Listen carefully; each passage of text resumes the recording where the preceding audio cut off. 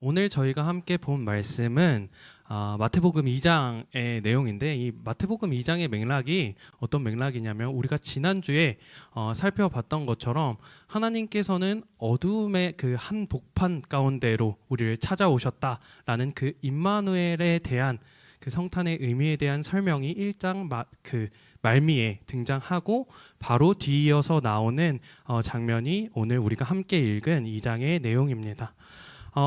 이 마태복음은 누가복음이랑 비교했을 때 예수님의 탄생에 대해서 굉장히 간략하게 설명하고, 그리고 바로 예수님의 탄생에 대한 사람들의 반응이 어떠한지를 주목해서 나타내고 있다라는 것이 특징입니다.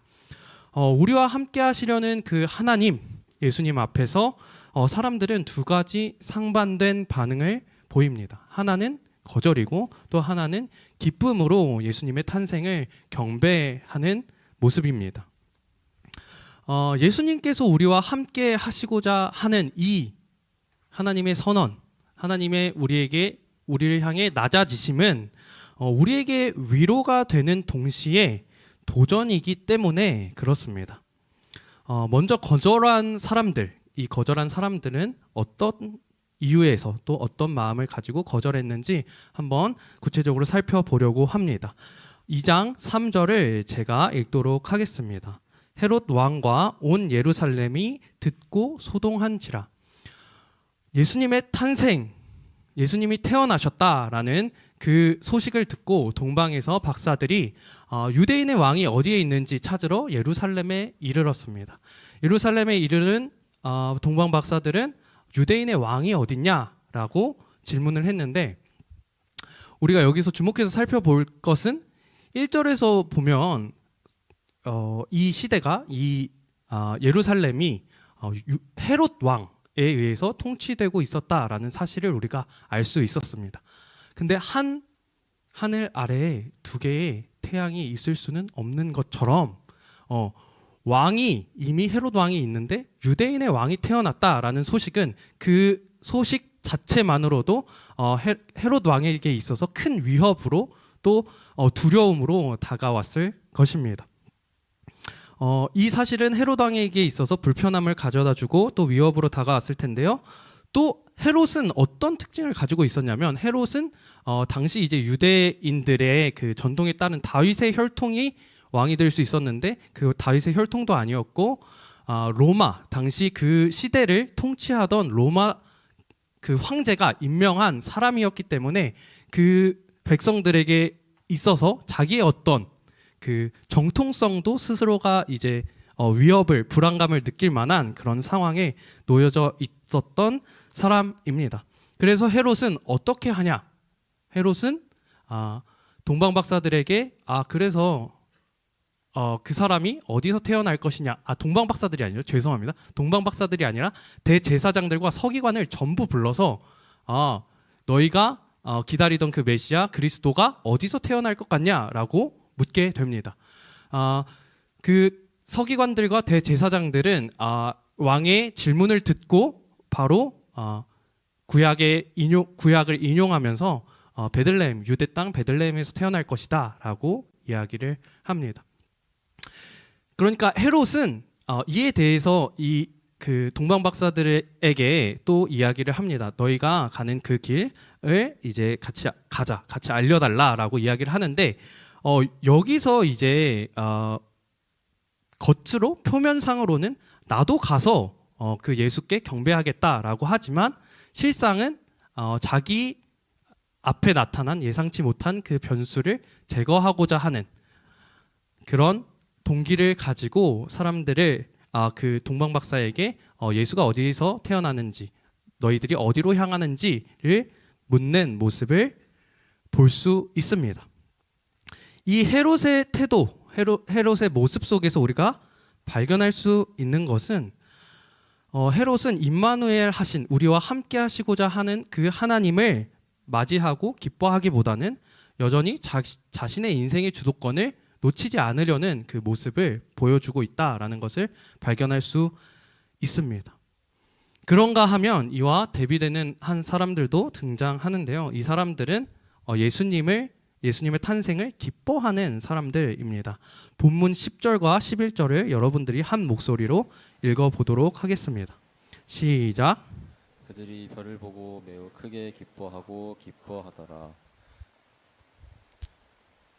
네, 제가 읽겠습니다. 집에 들어가 아기와 그의 어머니 마리아가 함께 있는 것을 보고 엎드려 아기께 경배하고 보배압을 열어 황금과 유향과 모략을 예물로 드리니라. 여기까지 우리가 본문을 쭉 읽다 보면 우리는 어디에 속한 사람일까라고 생각해 봤을 때 흔히 우리는 지금 예수님의 탄생을 기뻐하고 또 기뻐하기 위해 예배의 자리에 나와왔으니까 당연히 동방박사에 더 가깝지 않을까라고 생각할 수 있을 것 같습니다. 그리고 실제로도 그게 어느 정도 맞는 이야기입니다. 사실 그러나 우리의 마음을 정직하게 살펴봤을 때에는 우리 안에 헤롯의 얼굴도 있다라는 사실을 부정할 수 없을 것 같습니다. 예수님이 나의 삶의 위로가 되고 예수님이 나의 삶을 인도해 주신다는 것을 선명하게 느낄 때는 예수님의 그 인도하심과 예수님의 살아계심을 찬양하곤 하지만 예수님이 나의 삶의 방향에 직접적으로 개입하는 것처럼 느껴질 때, 그리고 그 개입이 나의 생각과 내가 생각했던 방향과는 조금 다르다고 여겨질 때 우리는 쉽게 마음이 불편해지기 때문입니다. 신앙이 나의 선택권과 나의 우선순위에 대해서 질문을 던지는 것 같을 때, 정말 그게 맞을까 하는 질문을 던지는 것 같을 때 우리는 이 헤롯의 마음처럼 우리의 마음이 어려워지게 된다라는 것이죠. 우리에게도 헤롯처럼 우리 자신에 대한 우리의 주도권을 놓치기 싫을 때가 분명히 있다라는 것이죠. 그런 의미에서 생각해 봤을 때 하나님께서 우리와 함께 하신다, 하나님께서 우리와 함께 하시겠다라는 이 선언은 우리에게 있어서, 우리 존재에게 있어서 큰 기쁨이고 또 위로고 격려이기도 하지만 우리의 모든 선택과 우리의 모든 발걸음을 언제나 평평하게 탄탄대로로 인도해 주시지는 않는다. 그 하나님의 사랑의 방식이 언제나 우리의 성공을 담보해 주는 그 도구는 아니다라는 점에서 우리에게 도전이 된다라는 것이죠. 성경은 이 성탄을 통해 예수님께서 우리 가운데에 함께 하시겠다라는 이 이야기를 통해서 우리에게 날카롭게 질문하고 있는 것입니다. 우리의 삶의 주인이 누구인지에 대해서 질문하고 있다라는 것이죠. 너는 정말 예수 그리스도, 나를 하나님을 왕으로 삼고 있느냐? 너의 삶의 기준과 목적이 예수 그리스도를 향해 있느냐라는 그 질문을 우리에게 던지고 있다라는 것이죠. 동방박사들의 기쁨에 대해서 조금 더 살펴보고자 합니다. 그들은 어떻게 그 기쁘고 기쁜 그 자리 가운데에 이르를 수 있었는지를 말씀을 통해서 함께 살펴보길 원합니다. 2절을 함께 읽을 텐데요. 여러분들이 한 목소리로 읽도록 하겠습니다. 시작. 유대인의 왕으로 나시니가 어디 계시냐? 우리가 동방에서 그의 별을 보고 그에게 경배하러 왔노라 하니. 동방박사의 마음의 중심, 그들이 발걸음을 계속해서 별을 따라 갔던 마음의 중심이 잘 나타나 있습니다. 그의 별을 보고 그에게 경배하러 왔노라 하니라고 하는 그 문장 속에서, 말씀 속에서 분명히 나타납니다. 동방박사들은 예수님을 경배하기 위해 길을 나선 사람들입니다. 이 경배라는 것은 하나님을 높여드리는 것, 또 더 정확하게 말하면 하나님을 원래 계셔야 하는 그 자리에 위치시켜 드리는 것, 모시는 것이 이 경배의 의미라고 할 수 있습니다. 이 경배를 통해서, 이 경배라는 렌즈를 통해서 우리가 하나님을 바라볼 때 하나님과의 관계가 어떠해야 되는지, 하나님께서 처음 우리를 지으셨을 때 하나님과의 그 관계가 어떠해야 되는지가 교정되기 시작합니다. 창조하신 분과 피조물로서의 나와의 관계, 그리고 구원하신 분과 구원이 필요한 우리라는 관계, 그리고 은혜를 베푸시는 분과 은혜가 너무나도 절대적으로 필요한 관계라는 이 관계성이 이 경배라는 렌즈를 통해서 하나님을 바라볼 때에 우리에게 비로소 회복되어진다라는 것이죠. 사랑하는 여러분, 생각해 보면 동방 박사들도, 그리고 동방 박사들뿐만 아니라 헤롯도 예수님의 탄생에 대해서는 알고 있었습니다. 그리고 심지어 헤롯은 대제사장들과 서기관을 다 불러 모아서 그 분의 나심의 의미가 무엇인지 지식적으로는 더욱더 선명하게 알았을지 모릅니다. 그런데 이렇게 다른 행동이 우리에게 비춰지는 것은, 이것을 통해서 하나님께서 우리에게 말씀하시고자 하는 것은 우리의 삶의 어떤 모습을 결정하는 것, 우리가 삶의 모양이 어떻고 삶의 궤적을 어떤 궤적으로 그려나가냐 하는 이 문제에 있어서 비단 어떤 특정한 사실을 그냥 사실로 인식하는 것에 있지 않다라는 그런 경고와 도전으로 우리에게 다가오게 됩니다. 우리의 알미, 우리의 지식이, 우리의 하나님에 대한 어떤 그 이해들이 우리의 좋은 믿음을 담보하지 않는다, 담보할 수 없다라는 것입니다. 그보다 먼저 중요한 것은 우리가 하나님을 어떻게 대하고 있느냐, 우리가 하나님을 어떻게 바라보고 있느냐가 더 핵심적인 문제라는 것이죠.